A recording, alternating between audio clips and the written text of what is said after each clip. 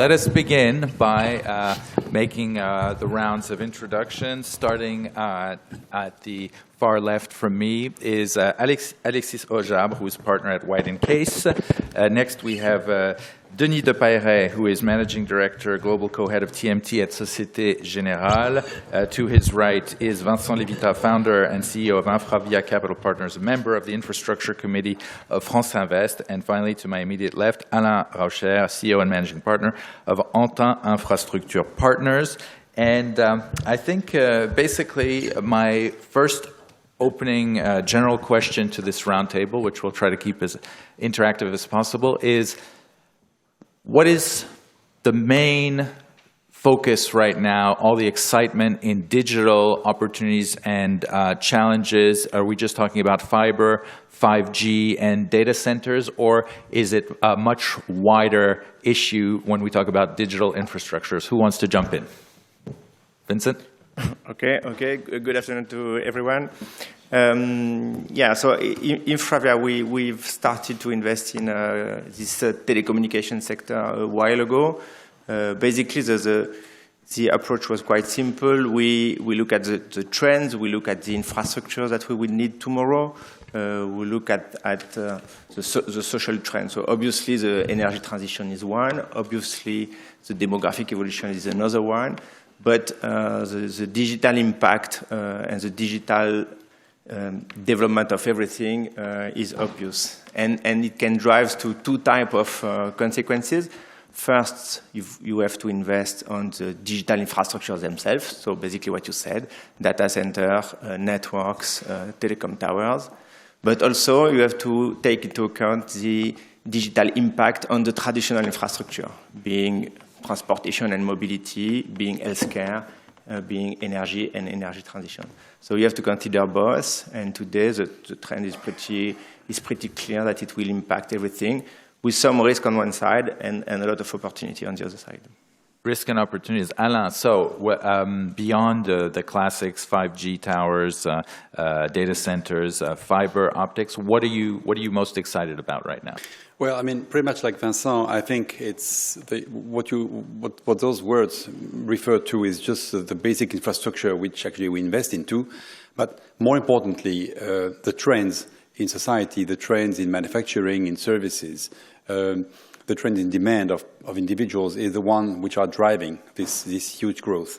And just to give an example, if you think of optic fiber, quite simply optic fiber just replaces the very old copper network that all telecom towers know. But it just doesn't, it's not just a substitute. It creates new opportunities because of the ability to manage a huge number of data. And therefore, tomorrow, the big thing which are going to be the new way of thinking mobility, self-driven cars, etc., will have to rely on such technology, which is, of course, not feasible with the existing, I would say, copper infrastructure, which has been devised everywhere in the world for the last 100 years. So what is fascinating about this sector, I would say the digital infrastructure, is that it goes way beyond what we already know. And there will be new frontiers, new uses in many aspects. It can be healthcare, it can be manufacturing, it can be anything. Alexis or Denis, does anybody want to jump in about new uses? Yeah, I think that certainly Société Générale, which I'm pleased to say is the leader in digital infrastructure in Europe. I think that this tendency is about trying to allocate, I think, the capital in the most effective way and fuel the capital to new areas of development. And beyond what you said, beyond fiber, beyond 5G, beyond towers, beyond data centers, which are the obvious backbone. You think about telemedicine, for example, machine to machine. You talk about automated car driving. So there is a lot of interesting features that will develop. And again, the reason why I think we as financiers, being on the equity side, on the debt side, are working together is to think about these new trends and to make capital available to finance these new trends. Alexis? Sorry to be, hi everybody, I'm sorry to be a bit boring, but as a lawyer I have to go back to the basis. And I think, first and foremost, what is the definition of digital? If you take the definition of digital and it is just a treatment of data by electronic devices. So per se, fiber, as you were mentioning, is basically where the infrastructure is as is digital. On the other side, you can have an impact of the other, let's say, core infra and soft infra through digital by the use of the digital devices. It's in end users, data services, service management, cloud, and cybersecurity. So if you take these 5 basically items and you include these 5 items in the whole infrastructure we know, you can make them more performant. And I think one area you were mentioning, car makers, I think, generally speaking, transport after fiber could be this area, I feel, where digital could have real impact by making basically airports, by definition, the use of digital will make it more performant. Vincent, in preparing this roundtable, we talked about the fact that France in particular has been aggressively rolling out fiber. Do you want to share some of the successes of how the cooperation between investors, regulators, policymakers, industrialists has been working in different European countries more or less quickly? Yeah, no, a good thing of this digital infrastructure development is you can find the traditional key success factors that you have found in the energy and the transportation before, which is a good cooperation between policymakers on one end, industrial operators on the other end, and financial investors and lenders as well on the third block. So you can see that it's easy to say digital is everywhere, data is everywhere. It's pretty obvious to say that we are going to move and store more data tomorrow than cars. So that's certainly the infrastructure of tomorrow compared to the traditional transportation. But then you have to make it work. And to make it work, you need to find the right alignment between the 3. It's fair to say that the French plan très haut débit worked. Of course, it didn't work easily. So we can, if we had time, we can say a lot of things about it. But at the end of the day, we've got a level of penetration of broadband very high compared to certainly UK and Germany, which is almost an embarrassment for them because it has to be done and it's complex. So again, when you find a good alignment between the different stakeholders, you can make it work. It's complicated because you've got industrial problems, you've got operational problems, demand, of course. In infrastructure, you always have the back and forth between demand and offer, so it's difficult to develop a demand when the infrastructure is not there. It's difficult to invest in the infrastructure when the demand is not there. So, but at the end, if you can make it work, it's extremely powerful.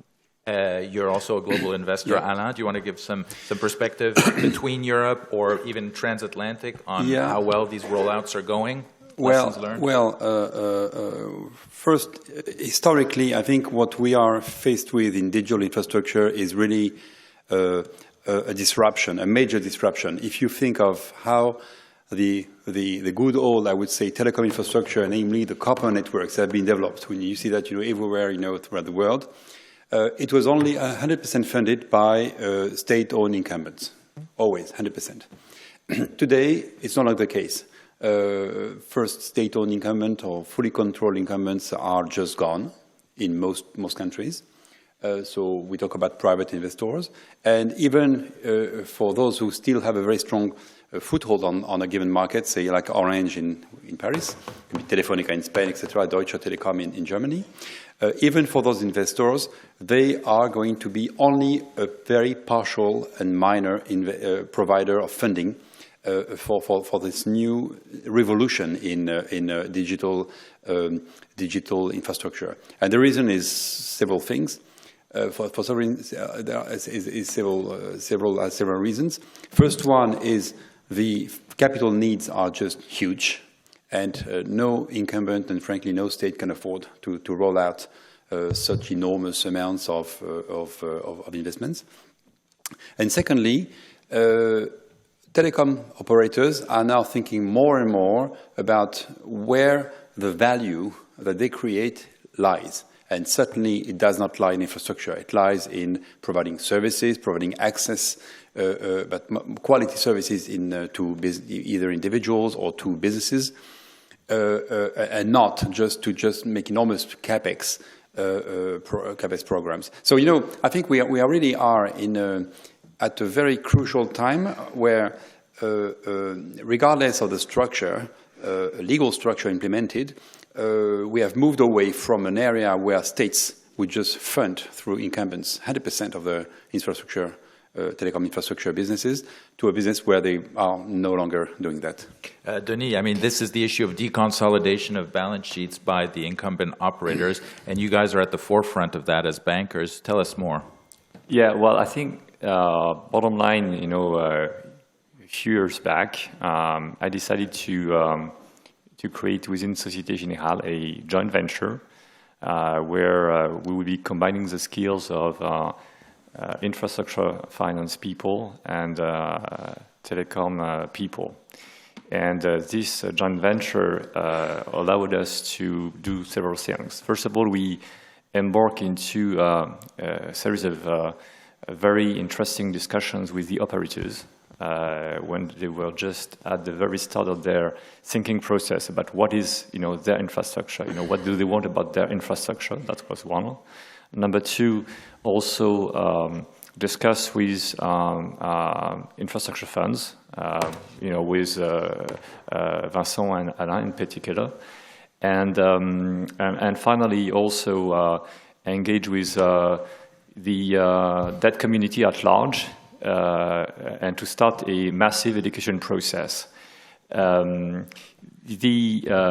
needs are fantastic, as you mentioned, Alain, and also at the bank, I think we saw this opportunity also from another angle. We saw this as a crucial element in terms of providing the support to the competitiveness of Europe, number one, and number two, to also address the question about the digital divide, which is a fundamental element in society, to give access to all citizens to the most innovative infrastructure. And finally, also to deliver job creation to Europe. In Italy, for example, where I have had the pleasure of advising and leading the largest ever 3.5 billion euro financing for open fiber. The result was 15,000 job creation. So it's really massive. So then the question is how you do educate the market. And the education of the market is, I think, for me as a banker, is probably the most thrilling experience I have. Spending, days with investors, not only banks, by the way.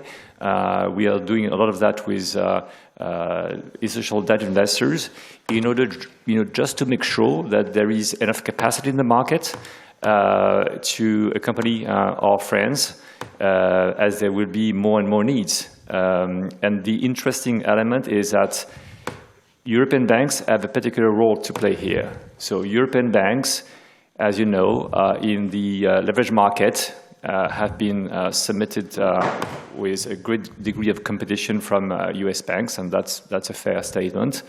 And I think that in this, typical digital infrastructure field, they have a fundamental role to play.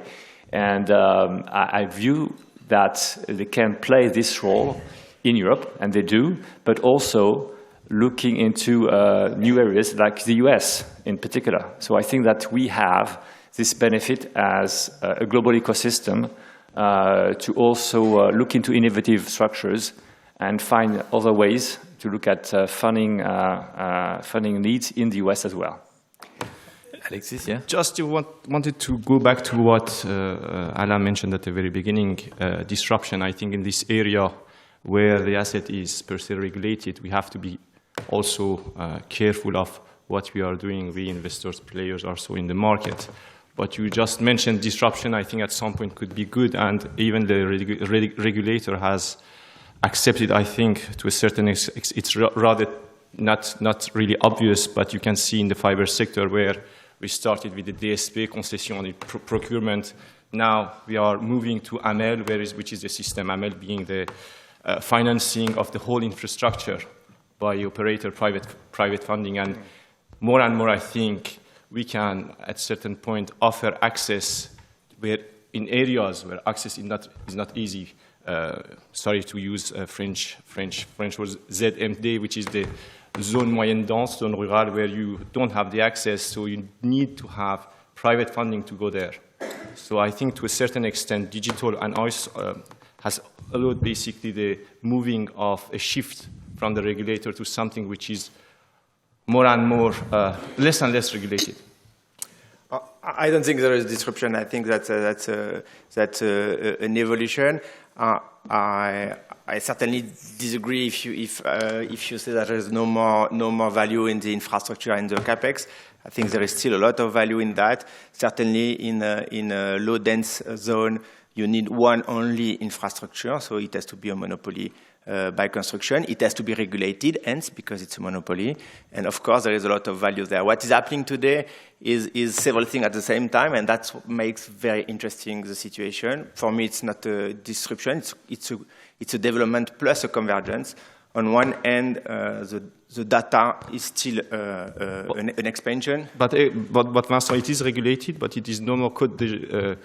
It is not only the law, but it just ARCEP with a really soft regulation. So we are moving from something which was highly regulated, DSP, concession enfermage, to something which is just regulated by ARCEP, which is a soft regulator here. So there's a shift. Maybe no, there is a shift, but there is an evolution because of complexity. So first, we move to a situation where there is, as Anna said, a huge need for capex, a huge need. So there is value in capex because there is a huge need for them. Of course, in a low-dense zone, you need a single network, and it has to be regulated in one way or in another, but it better be a credible way, otherwise it won't work. And that's first one. The second step, there is a convergence, and that was not expected 12 years ago when we started. There is a convergence between transportation issues, energy issues, even healthcare issues, and telecommunication. And that makes this fascinating and passionating, but there is a convergence which makes the service, the value add, the active equipment very valuable on the top of the passive infrastructure, which are still valuable.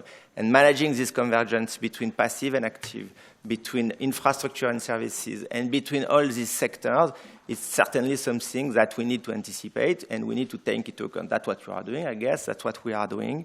And that's also why we have launched this infrastructure growth fund, this InfraWeek growth fund, to be able to play both sides, the infrastructure side on the capex side where there is still value, and the service and the digital software, whatever kind of value add it is on the other side. Alain, yes. Yeah, just to clarify, I think I was not saying that, there is no value in infrastructure, and actually this is the way we make money. So trust me, we will find some ways. Good. I was just saying that, for telecom operators who used to fund everything in the past, this is no longer the model. Okay, and clearly they focus on what they perceive is what creates more value for them. But clearly there's a lot of value in infrastructure, otherwise we would not be around this table. And actually, this is where bankers, lawyers are fostering innovation as well in the way you structure deals. We talked about something called individual rights of use, which is also a new way to structure deals so that the operator doesn't have to own the asset, right? If I may, I think that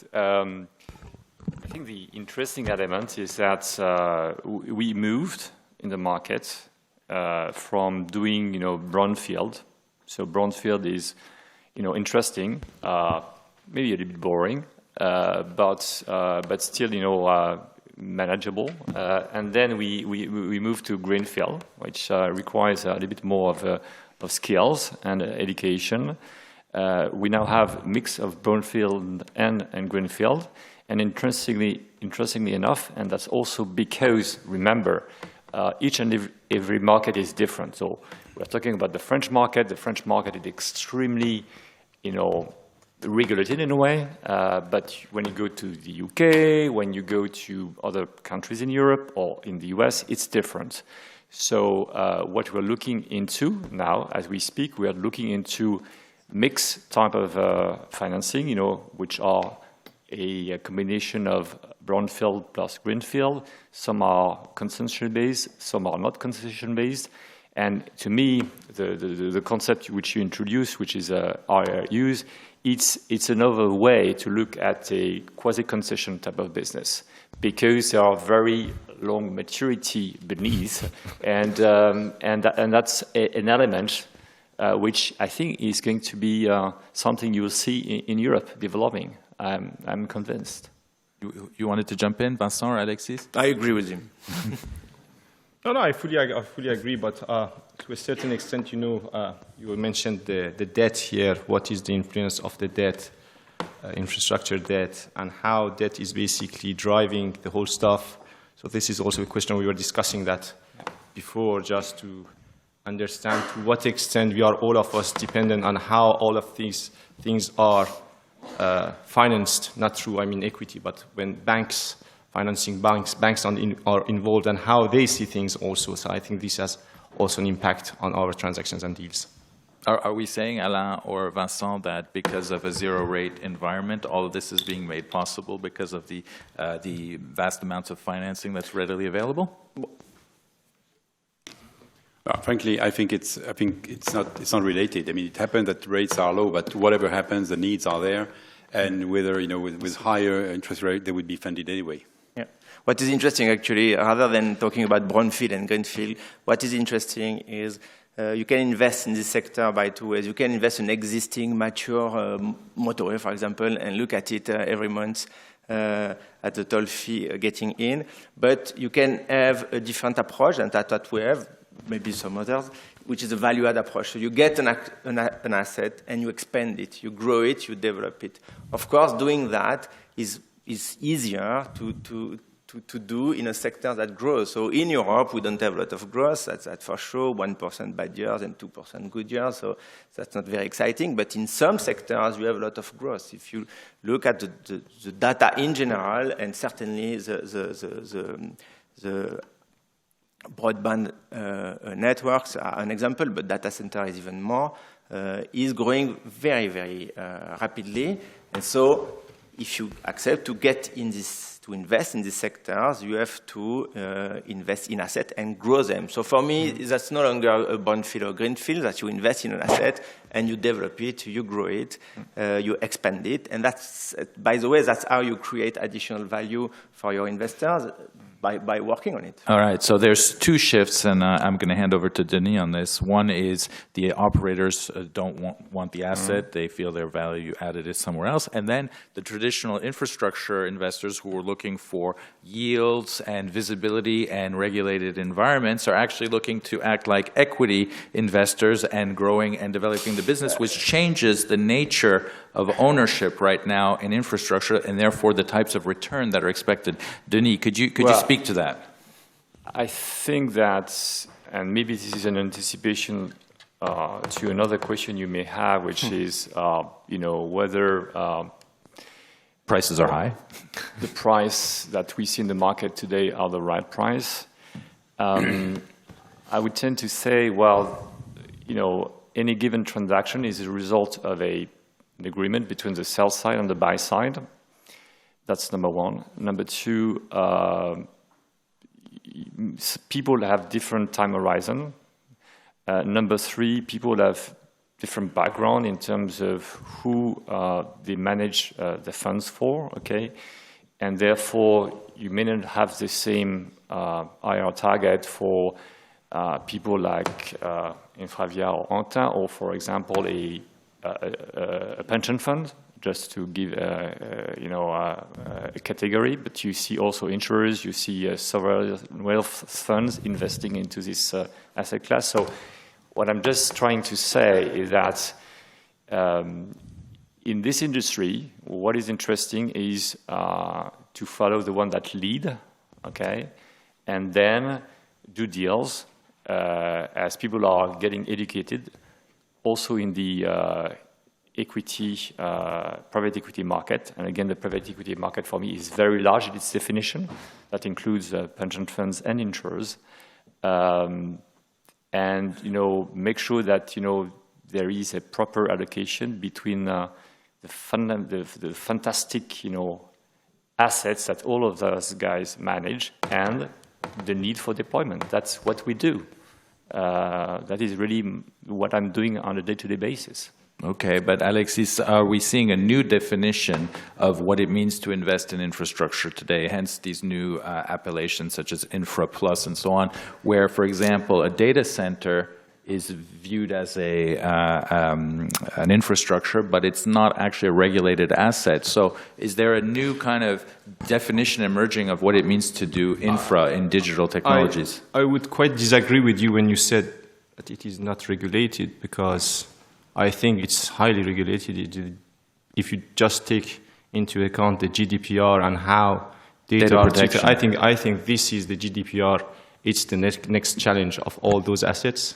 So you will have an addition of these core principles, adding to what we already know. So it's highly regulated. And question mark here is data centers and even the cloud. Could that be considered per se as an infrastructure, as a different infrastructure? I think yes, and I think this is one of the challenges we will be facing.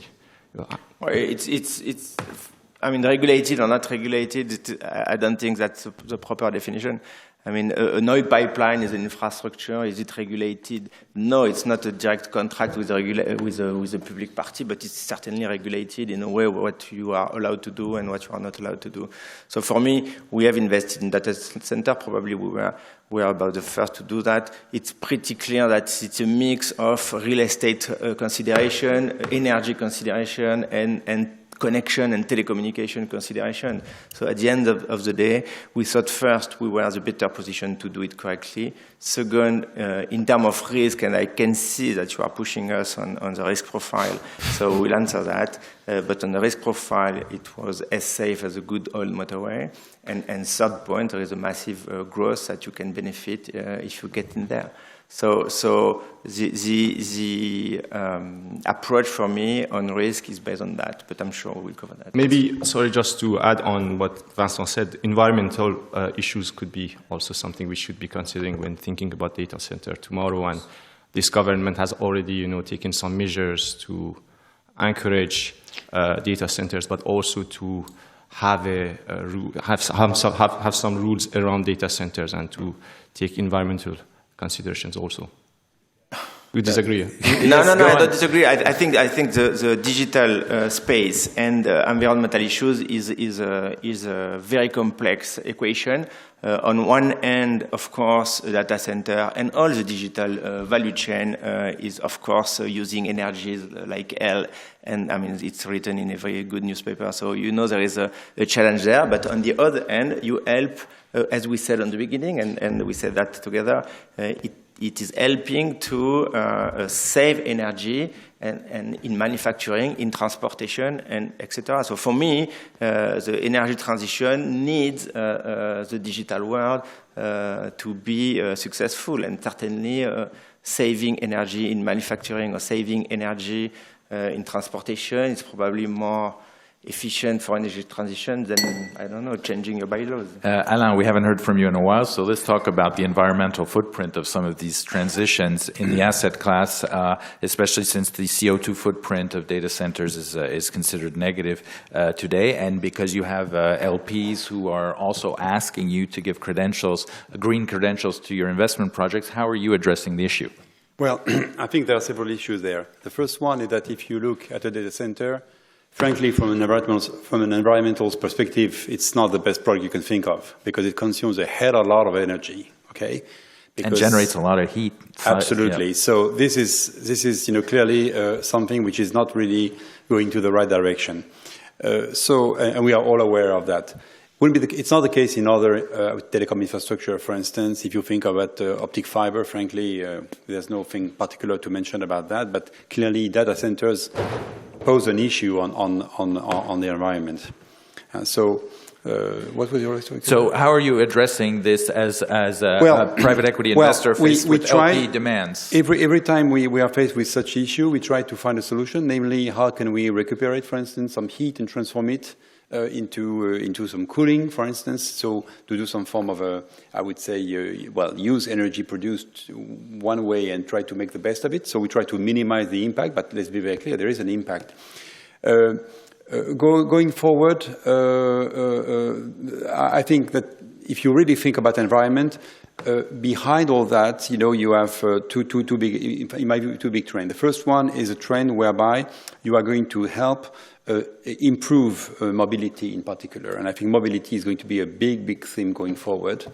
And frankly, unless we are able to make some progress in the way we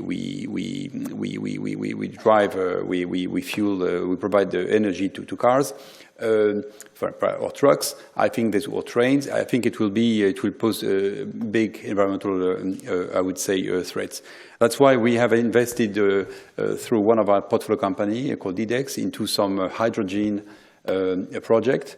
I'm personally a big believer in hydrogen-fueled cars, because as long as, of course, hydrogen is produced in a clean manner, and it can be produced in a clean manner, there are plenty of attempts going on in Australia these days, where some big hydrogen plants are fueled by solar PV farms, which is a way to make good use of good and clean energy. So I think we have to be responsible. If I would say digital infrastructure provides for I would say better solutions for mobility, we'll need to address the environmental impact. On the other side, hopefully more digital infrastructures will also provide for less demand for traveling, okay? Because of improved communication capacity. We can all experience the video conference calls today of a quality which is way better than it was even 5 years ago. I'm pretty sure that in the next 10 years, it will be exactly physically, you can have the same impression as though you were face-to-face with some party, whether you call this person in Hong Kong or in Japan or in the States. So this may also have a benefit. Alexis, sorry, I'm not used to be politically correct, and I'm not a fan of Greta Thunberg. But to a certain extent, I think this makes us conscious of the situation, as you have mentioned. And this government, I think that you are aware of this Green Challenge 36 area in Ozon, which will be, I think, a test for everybody to have a eco-friendly data center. And this government is, I think, doing a really good job to have partners, I think, like you guys, to have ideas around that. I think this would be a good test. So we started this conversation with some of the opportunities of digital transformation for infrastructure, and I do want to leave time for audience questions. So we've all of a sudden arrived at challenges. What about challenges not in the actual digital space, but challenges in traditional spaces through digital disruption, such as what we saw happen to parking lots, such as Autolib getting disrupted by little pedestrian scooters? The digital transformation could impact some of your classic holdings. Who wants to address that? No, but you've said it all. I don't think there is a major disruption, because infrastructure service is an essential service. So I mean, moving someone from a point A to a point B, before you invent the Star Trek machine, you are going to need physical assets. It is true that the parking example is a good one, that can, if you've got more electric cars or even self or driverless car, you will need a parking, but probably not exactly the same. So you need to think one step or two steps beyond. I think for me, it's more the digital impact will be how you can optimize your assets. So at the end of the day, it's probably less CapEx, because better usage of your CapEx. It's also how you can add value, add additional services. And the question that was raised earlier is, can you make decent return if you are not in this space of adding value to the physical, passive, classical infrastructure? That would be, for me, the challenge on one end. On the other end, the challenge we touch is, are we able to do that with the same level of risk? And of course, it's not a classical concession or classical PPP where everything is stuck into the marble, but it's something more dynamic, but it's still, for me, the same level of risk. And even at some point, it can be even a more favorable risk profile if you consider that you are in a space where you need to invest, you need these services to be developed, and there is a growing demand. And the growing demand is always a factor that mitigates risk, because basically your asset is going to be required. Denis, so that, for me, is the two challenges. You want to jump in on risk-return profile? Yeah, I think that we are always trying to ensure that different vehicles, be it corporates or SPVs owned by infrastructure funds, and so on and so forth, ensure that there is a progress in the type of service that they offer. Let me give you one example, very concrete one. I was lucky to advise PPF, which is a leading private equity house in the Czech Republic, in the context of the only voluntary structural separation between a network and a service co at an incumbent. That was never done, and it's never been replicated yet. I think it might be. Intrinsically, the value proposal was to say, you have guys that can do the infrastructure and that can run it long-term with a certain risk profile and with investors, shareholders of a certain type. And you can also, of course, show that there is a lot of value in the network. So this is what I call unlock the value. On the other hand, if all of a sudden you force an incumbent to concentrate on services, well, guess what? Effectively, they increase the number of services that you do provide to their end customers. And what we've witnessed in that case has been a considerable re-rating in the stock market of the service co, which was the remaining listed entity. So I'm just trying to mirror what Adam said about trying to make sure that each and every time we face challenge, yes, but we also build opportunities for each of the vehicles, which may result from the engineering which we are doing all together when we talk about digital infrastructure and how to operate it in the most adequate way. Please raise your hand if you would like to ask a question at this point. We have about 10 minutes for Q&A. It would be great to hear audience participation. There we go. Can we give a microphone back there?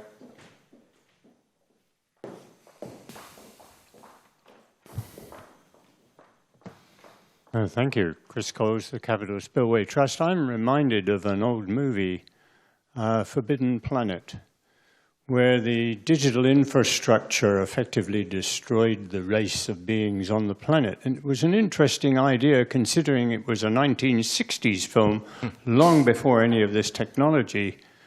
But my own research, I believe, has shown that everything in this room, including we the people here, are made from tiny little packages of electromagnetism. And in which case, you have people like the In-Power movement in the United States and in Canada making a lot of fuss about Wi-Fi signals in homes. How far down the road are you going to go before you start to recognize there may be long-term problems in using high-intensity Wi-Fi signals within living accommodation? Wow.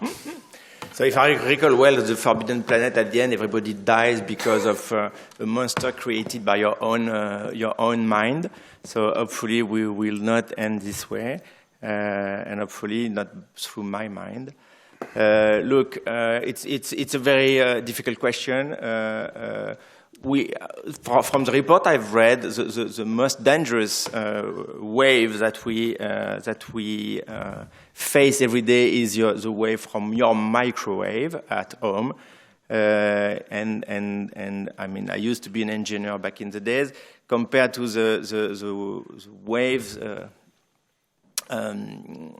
released by the Wi-Fi, the microwaves are much more dangerous. So far, it's not exactly clear that we are in danger, but it's fair to say that we should apply more work and more money to be sure. But today, from what I've seen, it's not so obvious that you seem to say. Alain, would you like to say something? No, I fully agree with what Vincent said. We evidently review these things, these issues. I think that fiber will change a lot in the way basically data is going to be accessed to. But then at some point there will certainly be a medical review about the impact. So far there have been several medical reviews which have not led to some very clear conclusions. But clearly, if it were to change, the industry would adapt, and we certainly would adapt. Hands raised. There you go. The back. Yeah, hi. I was wondering if the gentleman on the right could just elaborate on his comments around GDPR being a form of regulation for data warehouses. Sorry, what was the question about if you could GDPR? elaborate on what you meant by GDPR being GDPR, it's a global regulation. I know what it is. I just wanted to understand what you meant by it being a to form the of extent, regulation. basically, you are using data, personal data in the infrastructure to digital, you need to get protection. And big companies, the infrastructure fund and so on, I think are just discovering the issue. It's going to be, I think, right now we have clients, big firms, not PE funds or infra funds, which are really concerned about treatment of data, personal data, and how at some point regulators will going to sanction what is already in here. So it is a major concern. It adds, I think, another layer of regulation in some areas. For Vincent, he's used to this regulation, but I think if you are not basically an infrastructure man, it's a rather complicated area. So it will add just another complication area to that. But I've got a question for you. Do you think that the GDPR is not also a protection to infrastructure? Because today, I mean, you've got a chip in your pocket, probably, and with this chip, you can be charged with your speed limit tickets, parking tickets, or whatever, and that would be I think that we're saving of infrastructure by far. It's right, but there will be a transition where everybody, all the actors will be used to them and to how they're going to use them. So in this area, you're going to have a gray zone where nobody's comfortable so far. Here, front row. Yes, Arnaud Bresson, CEO of Paris Europlace. Do you have any more specific views about the needs in emerging markets? And more generally, with which countries are you working, all of you? Well, at Tintin, we only invest in Europe and in North America, so we are not investors through our current funds in emerging markets. We have projects to do so. Some of our competitors and peers do that, like Meridiam. I think Thierry spoke earlier this day. I think the needs are huge. And again, I would just like to make one comment. Infrastructure is this kind of very particular type of assets. It's very different, from a mine, an oil field, or from, say, a yogurt factory. It's a particular product where there are huge interfaces between the local authorities, the population, and basically some people who provide who basically contract and build and operate the asset. So it's very complex, and evidently the risk, political risk element is huge in appreciating for people like ourselves whether we can find a way to secure an investment. I quote you a very simple example. We have been experiencing in Europe, actually, in 2 European countries, some changes in regulation in solar PV, solar photovoltaic energy prices, which has led to, I would say, negative returns. And we had to, in one case, which was in Italy, it was pretty well managed in the sense that, in exchange of reduced prices, we got an extension in life, which had a all in all, a pretty neutral impact on returns. But in the case of the other country, which is Spain, where there are still about 100 suits against the Kingdom of Spain pending, the impacts were much more important, and therefore led us to, among other people, to seek, I would say, damage repair, which we ultimately did after 5 years. Just to illustrate that, so we have to be sure when we invest in a country, and particularly in emerging markets, that we shall get our money back and that there will be a sort of stable political environment. Now, one additional comment. As Antin, we do not invest in these countries.